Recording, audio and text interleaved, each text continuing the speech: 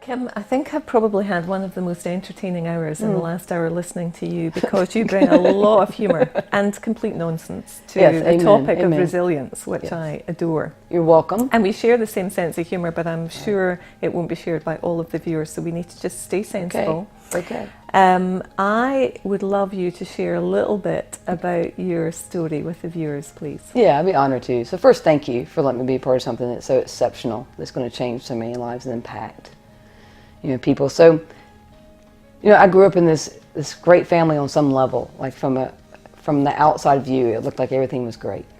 At the age of 11, my parents built this great house and swimming pool in the backyard on the golf course, everything the American dream. And so they had, put this bedroom inside for me, my own bathroom, whirlpool, everything that you think would make a kid so happy. And so they had this big housewarming party when they built this, when I said I was 11. And I just remember being there and just watching all these adults who were celebrating and hanging out with my mom and dad, and they would take their alcoholic drink and they would set it down. And I thought, silly adults, and I would grab the drink and I would slam it. And plus people gave me drinks at times. And so I got incredibly intoxicated. I woke up the next day in this awesome whirlpool my parents had installed for me. There was a trail of vomit from my bed to the bathroom, and my mother was standing there screaming at me. But my mother always screamed at me. My mother always told me that I wasn't good enough, that something was wrong with me, I took up too much space, and that she rejected me, and she had since I was a little girl. And so, but this time I didn't care. I didn't feel her words. I didn't feel the shame that normally I would get drenched in. And I knew that now that I found alcohol, I could tolerate anything and anybody. And so it made me numb. And it made shame not have power in my life, or at least that's what I thought. And so at that point, I became a daily drinker. And so for the next 13 years, I did anything and everything to try to compensate for the shame that was already inside of me, the fact that I thought I wasn't good enough, that I didn't deserve good things that happened to me. I absolutely thought that I was unlovable. And I don't think that's unique. It's just it was very debilitating for me that I felt all of that. And so I went through years of being arrested and in our treatment centers, just incredible pain, getting in fist fights. There were some horrible situations that I got into, and honestly, the worse situations I got into, the more I had to drink. Because then not only am I feeling the shame of having a mother that rejected me, I now have shame around the things I was doing to try to cover my shame. And so shame dominated my life, and I believed every lie that shame had told me.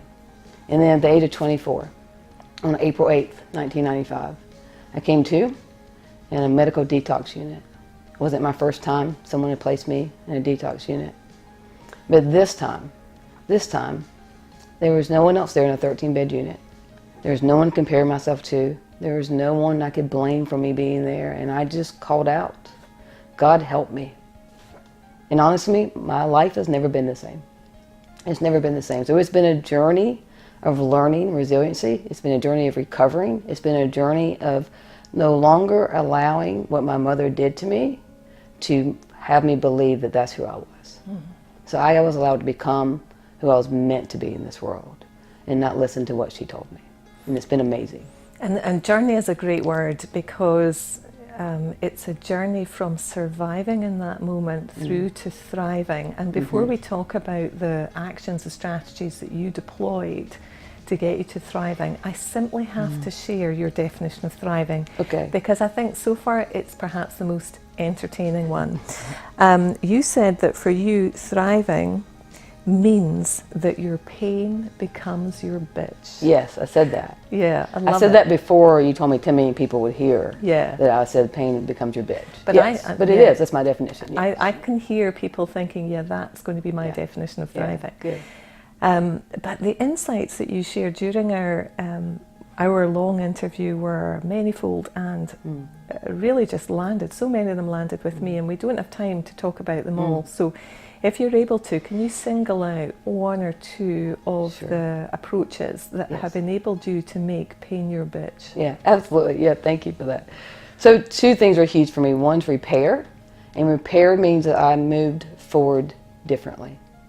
And once I was able to do that, then I could repurpose. And that's when pain became my bitch. It became my stepping stool.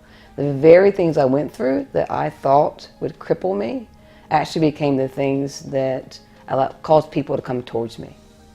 There was so much about myself. I thought I was a walking rejection. That people, I truly remember believing that I was harming people for them even having to look at me, because I was so disgusting. And so to go to a place where people actually seek me out, there's a waiting list for people trying to get in, to be a part of what God has restored in me, to be a part of the life that I live now. Could not have gotten there without being resilient, without learning how to repair and to repurpose everything I've been through. So it's no longer about me. It's about all of us doing this together. So when you talk about repair, I'm keenly aware that there'll be people watching this who are thinking, I'd love to repair. So tell me, Kim, what was the first step? They're shouting at the screen right now. I can feel them. So what would be for you the first practical step that viewers could apply toward this repairing? So here's a huge thing I had to do. This sounds so simple, but I had to actually acknowledge the truth of what had happened in my life. Because staying drunk and staying high didn't let it be about what had actually happened. And the truth is that my mother, who I have a great relationship with today, rejected me. The truth is she did not want me to advance in life. One example I share with you is when I called home from college. She said, "Don't call here. Nobody here wants to talk to you." Like, she rejected me on a very strong level. I was in a hospital for 8 days, and the doctor said I might not live. I was in ICU.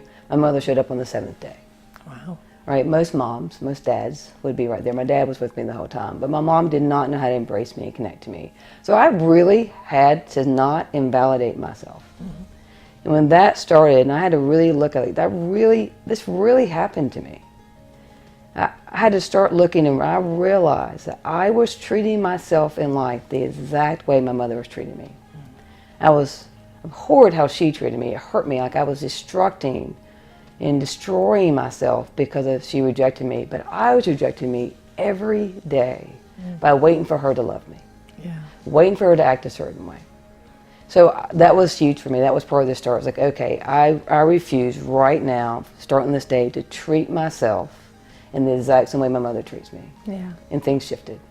That is huge, and that's such a practical tool, Yes. Which is really terrific. Kim, I wish we could carry on talking for an hour as we just have, and we probably could, but we might lose the viewers at that point. So thank you so much for being part of the Global Resilience Project. Thank you. Absolute honor. Thank you, Emma.